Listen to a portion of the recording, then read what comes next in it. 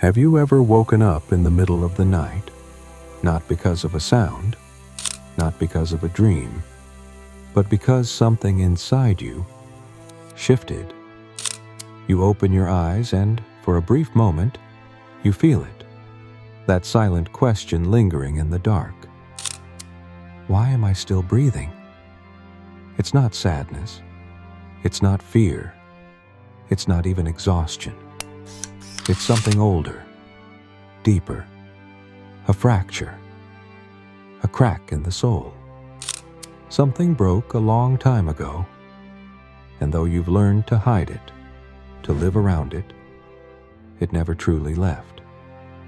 You smile, you function, you play your part so well that not even those closest to you would guess.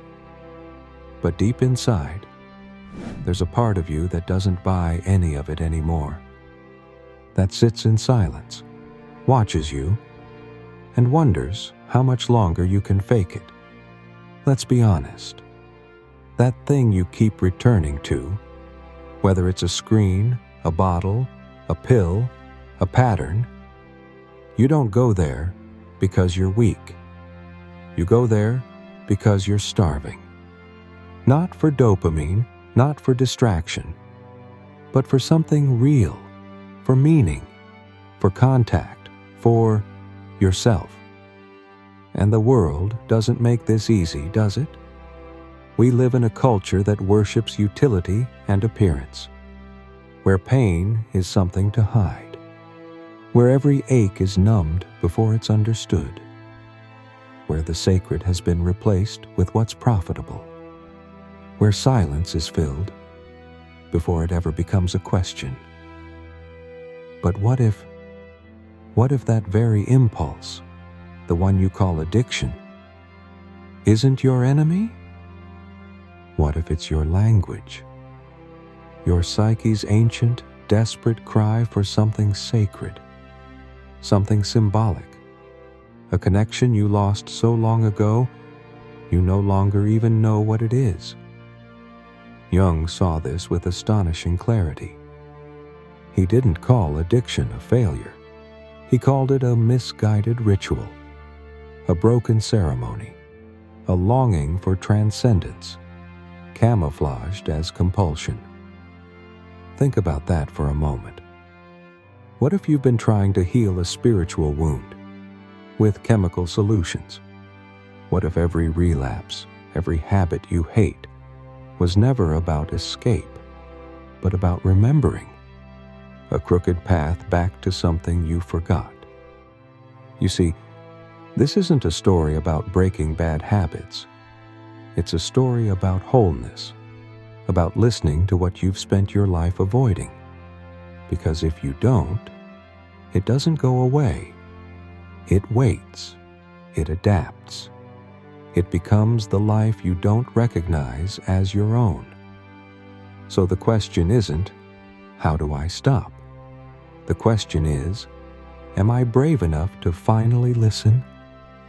Let's go deeper. Because what you feel inside, it doesn't have a name.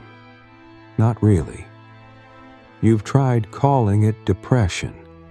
You've tried labeling it as stress, burnout, anxiety. But none of those quite fit, do they? What you carry isn't just a mood. It's an absence, a hollow space in the center of your being, a black hole that swallows every attempt at satisfaction. You could win the prize, get the praise, fall in love, get clean, and still the ache stays. And here's the most twisted part. You don't even know why it's there, so you distract yourself with work, with noise, with people who don't see you, and routines that keep you from seeing yourself. But Jung understood something most people still don't. He saw that what we call addiction is not a craving for the substance, but a hunger for the sacred, a longing for ritual, for myth, for meaning that touches the soul, not just the schedule. You're not trying to destroy yourself. You're trying to remember yourself, to reconnect with something ancient, something lost, through whatever means your psyche could find. In ancient cultures, people used substances in sacred rituals to enter states of communion, of transformation. Today, the same substances are used to escape, because the symbolic structure is gone. There's no ritual, no container, only the raw chemistry of desperation. We don't live mythologically anymore. We live transactionally. And in the absence of the sacred, what rushes in? The immediate, the impulsive, the artificial. Quick fixes that imitate transformation but never touch it. That's the trap. You try to soothe a spiritual hunger with chemical sugar, but the soul doesn't digest that kind of food. And so the cycle repeats. More consumption, less relief, a louder scream from the unconscious. Because here's what most people miss. Addiction isn't external. It's not the bottle. It's not the screen. It's not the substance. It's the signal. It's the way your soul screams, something's missing. And unless you turn toward that scream, really turn, it won't stop. It'll get darker. It'll get louder until the pain becomes unbearable. But if you do turn toward it, if you dare to face what the addiction is pointing to, something extraordinary happens. You stop asking how to numb the pain and start asking what the pain is trying to say. You begin to realize maybe you're not sick. Maybe you're disconnected from the sacred, from the symbolic, from the deepest, most honest parts of yourself. And maybe, just maybe, your addiction isn't your curse. It's your compass. Let's walk into the dark now. Not the darkness of the world, but the one inside. Because until you look there, nothing truly changes. Carl Jung had a name for what lives in that darkness. The shadow. It's not evil. It's not broken. It's everything you've pushed away to survive. The parts of you that were too much. The anger you weren't allowed to feel. The sadness no one made space for. The truth you buried just to be loved. And guess what? That part didn't die. It adapted. It hid. And now, it comes back in ways you don't recognize, as anxiety, as craving, as patterns that repeat even when you swear they won't. You're not crazy. You're fragmented. Pieces of your soul got stuck in earlier chapters of your life, and now they scream for reunion. But no one taught you how to listen, did they? You were trained to polish the surface, to succeed, to be functional.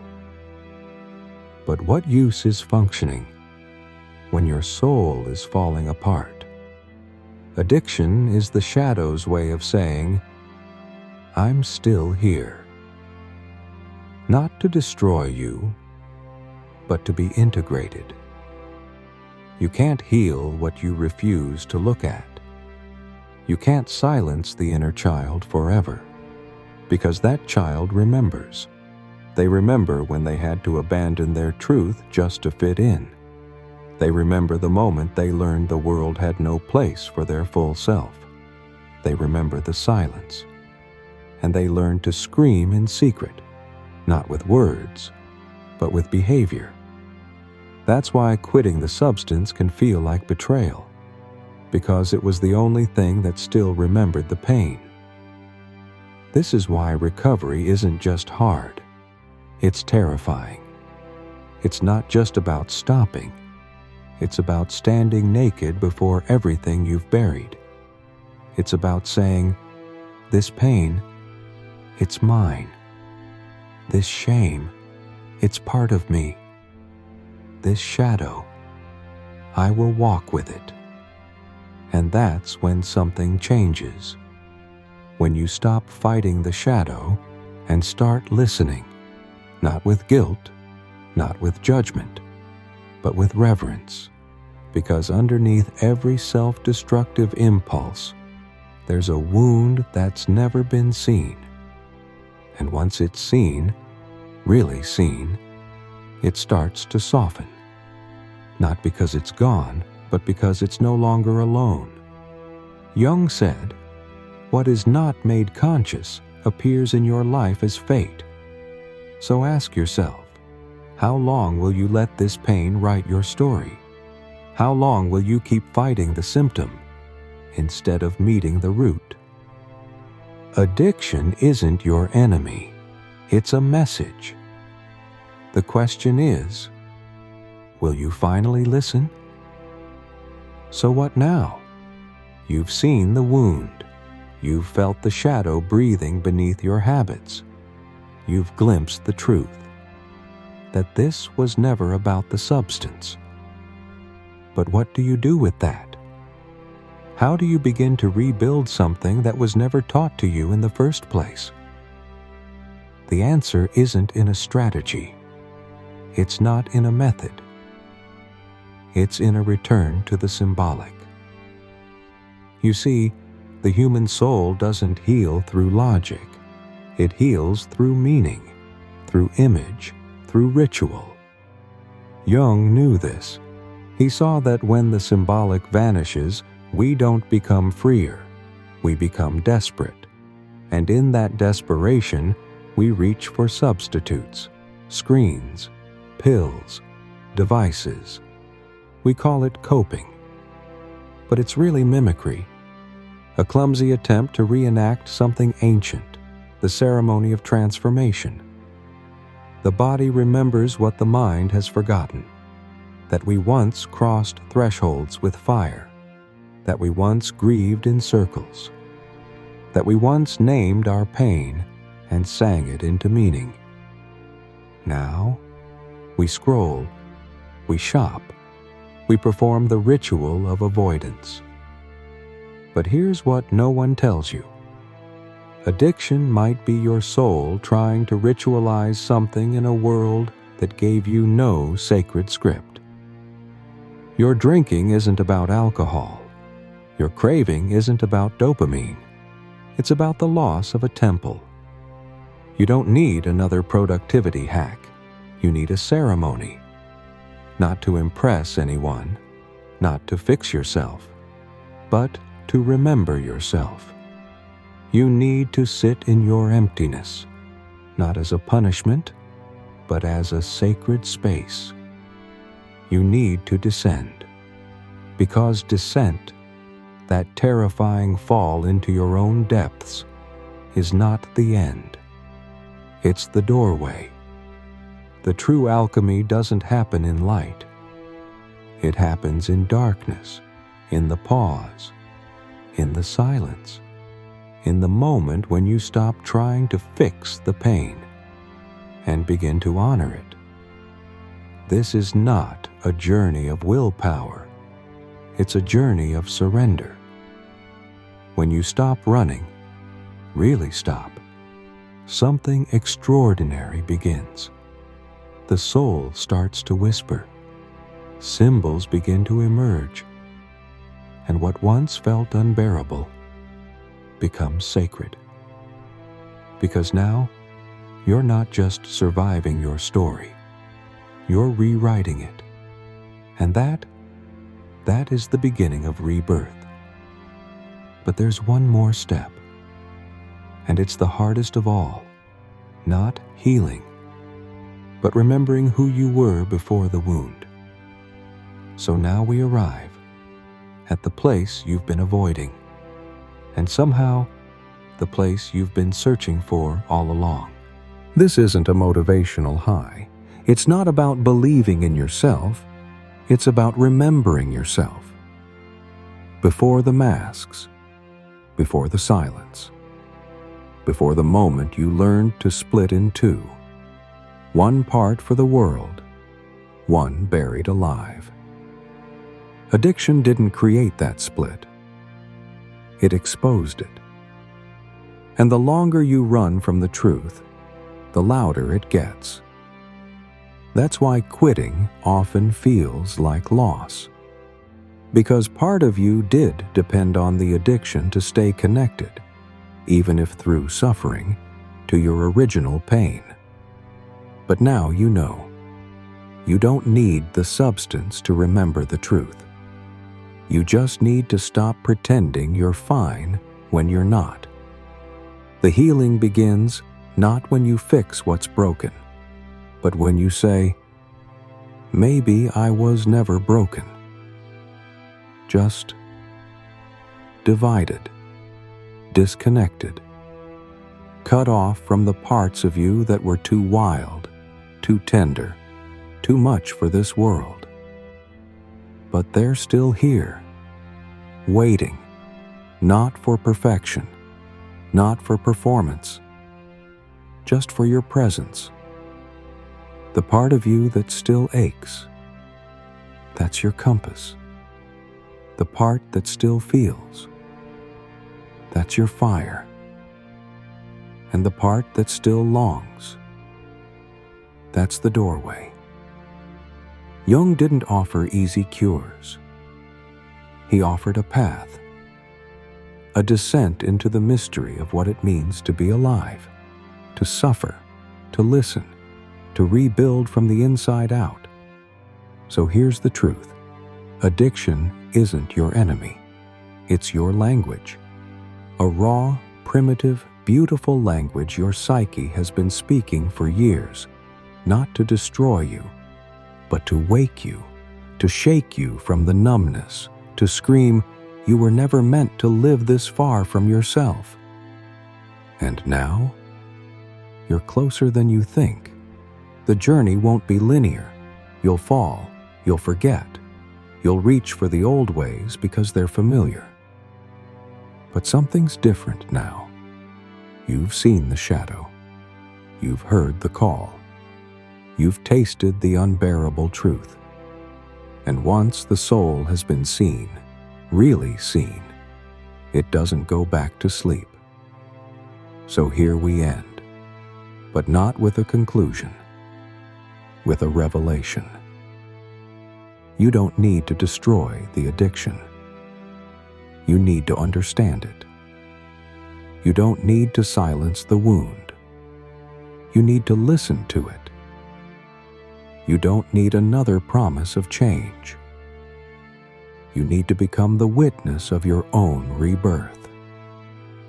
And if something stirred inside you while listening, something ancient, wordless, but real, then write this, just once, as a ritual.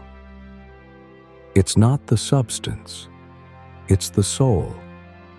Not for me, for you. Because naming something is the first act of reclaiming it. This is how the return begins.